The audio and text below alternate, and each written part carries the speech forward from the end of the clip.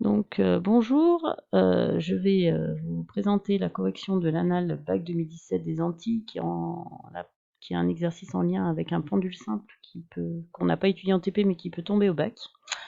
Je vous incite à regarder la vidéo que j'ai mise sur le Padlet en complément pour aller plus loin, qui est la vidéo justement du cours dont on parle dans le sujet. Un professeur, pour montrer les lois du pendule à ses élèves, fait des démonstrations, fait des enregistrements pour leur montrer les lois. On vous analyse ces situations dans cette annale. Donc on vous demande dans un premier temps de compléter le schéma qui est en annexe, qui ne comprend pas grand-chose, le point O, l'axe OX, l'axe OY, la position G initiale de la boule qui va être lancée par le professeur. Il faut donc compléter le schéma en indiquant ici qu'on a la longueur L du pendule qui vaut 5,21 mètres d'après le sujet. Du coup, la longueur AO est aussi correspond à la longueur du pendule. Et puis l'angle ici, qui est l'angle avec lequel est lâchée la boule à l'état initial, qui vaut 41 degrés d'après le sujet, est à rajouter. Ensuite, on vous demande de déterminer la position initiale de la boule en G. Donc ça, c'est assez classique. Il faut avoir un petit peu l'habitude parce que c'est pas si simple pour ça. Pour retrouver la valeur, l'altitude du point G, en fait, il faut projeter et tracer là en pointillé la projection donc de la position du point G selon l'axe OY. Et on voit ici que GAB est un triangle rectangle en B. Ce qui nous intéresse, c'est de déterminer cette distance AB, puisque nous on veut la position la YG, et que cette distance AB, elle va dépendre aussi de la distance OA et de cette distance AB.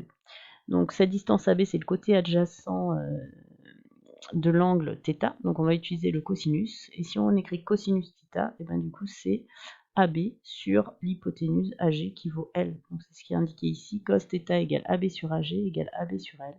Donc AB, ça vaut L cos θ. Donc cette longueur vaut L cos θ, et la longueur totale ici entre O et A vaut L. Donc finalement YG, c'est L, la longueur totale, moins L cos θ moins AB. Et donc si on met en facteur L, ça fait L facteur de 1 moins cos θ. Si on fait l'application numérique avec les données de l'énoncé, du coup on trouve 1,28 mètres. Donc avec deux chiffres significatifs comme 41 degrés, il y en a deux, on trouve 1,3 mètres. Donc ça c'est assez classique dans les exercices sur le pendule, et donc ça demande de l'avoir déjà fait une ou deux fois pour s'en souvenir. Ensuite, on vous demande de représenter les forces qui s'exercent sur cette boule, donc il y en a deux. Les frottements étant négligés, il y a le poids qui est une force verticale vers le bas qui peut se calculer par la formule P égale mg, et la tension T du fil, donc qui est dirigée dans la direction du fil vers le haut. Question 1.3, on vous demande de calculer l'énergie mécanique du système au point G. Donc on va appliquer la définition de l'énergie mécanique qui est la somme de l'énergie cinétique au point G plus de l'énergie potentielle de pesanteur au point G. Au point G, la boule est lâchée sans vitesse initiale, donc EC est nul, 1/2 de mvg carré vaut 0. Il me reste que l'énergie potentielle de pesanteur, mg YG, avec YG l'altitude au point de départ qu'on a calculé précédemment. Donc ça nous donne du coup, avec les données de l'énoncé, 15 fois 9,81 pour G fois 1,28 qui nous donne bien, d'après l'énoncé, comme l'énoncé le propose, 190 joules, soit 1,9 10 puissance 2 joules avec deux chiffres significatifs. On va ensuite se poser la question de où on va avoir une vitesse maximale de la boule. Donc là, on utilise les résultats qu'on a vus en TP. Vu qu'on a négligé les frottements, cette boule n'est soumise qu'à des forces conservatives, le poids, ou alors une force là qui est toujours perpendiculaire au déplacement. Donc quand on prend l'expression du travail, cos de 90 vaut 0, donc c'est une force qui ne travaille pas. Du coup, l'énergie mécanique se conserve et il y a toujours conversion de l'énergie mécanique en énergie cinétique au cours du mouvement du pendule. L'énergie cinétique va être maximale quand l'énergie potentielle de pesanteur va être minimale. Et donc elle est minimale au point 0 là, puisque l'altitude est nulle, et donc c'est en ce point 0 que l'énergie cinétique, elle, va être maximale. Du coup, on va, dans la question 1.5, vous demander de calculer cette vitesse maximale. Donc on veut calculer la vitesse maximale au point 0. Comme dans l'exercice 21 que je vous ai présenté précédemment, on va utiliser la conservation de l'énergie mécanique au point O et au point G.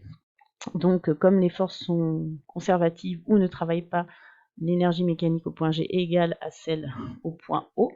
Ici, l'énergie cinétique est nulle et ici, l'énergie potentielle est nulle. Donc, on va utiliser ces deux résultats. Donc, l'énergie mécanique au point O qu'on a calculée est égale à l'énergie mécanique au point G, et on l'a calculé précédemment, ça vaut 1,9 10 puissance de joules. Et au point O, l'énergie potentielle de pesanteur étant nulle, on a juste 1 demi de mv0 carré. Donc on va passer 1 demi de m de l'autre côté, ça va nous donner 2 em sur m, et puis on prend la racine carrée, ce qui nous donne v0 égale racine carrée de 2 énergies mécaniques divisées par la masse. Application numérique, on trouve 5 mètres par seconde, multiplié par 3,6, ça fait 18 km par heure. Alors, si on regarde la photographie qui était donnée dans le document 1, on voit qu'en fait, la boule ne revient pas directement à son poids initial, mais un petit peu en retrait. Ça veut dire que du coup, il y a eu finalement dissipation d'énergie mécanique, elle ne s'est pas conservée totalement, et donc effectivement, les frottements ne sont pas tout à fait négligeables. Ensuite, dans la deuxième partie, on fait 2 expériences qui sont plutôt sur l'analyse des paramètres qui modifient la période des oscillations du pendule. Donc dans la première partie, le professeur refait la même expérience que dans la première, mais avec un angle de 10 degrés, et puis il va mesurer la période des oscillations. Donc il mesure 10 périodes d'oscillation et trouve 45,8 secondes. Donc si on divise par 10, on trouve une période de 4,58 secondes. Multiplier par 10 permet de diminuer l'incertitude. Donc le professeur avait noté une incertitude de 0,2 secondes, ce qui fait que nous, on peut proposer un résultat comme étant t égale 4,58 plus ou moins 0,02 secondes. La méthode de mesure, du coup, on vient de la commenter. On peut aussi la compléter par un calcul d'incertitude relative. L'incertitude relative est donnée en pourcentage d'erreur, et donc c'est par définition l'incertitude divisée par la mesure faite. Quand je fais une seule mesure, l'incertitude proposée par le professeur était de 0,2 divisé donc par une seule mesure, ça nous donnerait 4,58. On trouverait 4% d'erreur. Avec nos 10 mesures, du coup, l'incertitude est de 0,2. Mais on a fait quand on a fait nos 10 mesures, on a trouvé 45,8, ce qui fait en calcul nous donne 10%, 10 fois moins d'erreurs, 0,4% d'erreur.